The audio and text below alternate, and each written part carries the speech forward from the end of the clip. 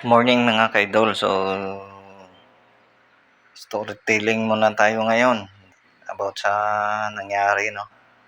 Ito, no, dalawang buti na to ng pampalinis natin sa motor na ginagamit. Usually, pag wala ng laman, tinatapon natin to. Yung sa akin, ang ginawa ko, nilagyan ko ng gasolina yung isa na to, no? Yung problema, no, nung time na maglinis tayo ng motor, akala ko ito yung isa na to, yung may laman. Yun pala yung isang buti na to na may laman ng gasolina yung nalagay natin dito.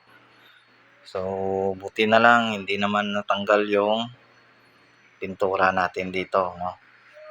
Dahil yung ginawa natin, nilagyan ko kaagad ng tubig na may sabon, yung area na may natapunan ng gasolina, no?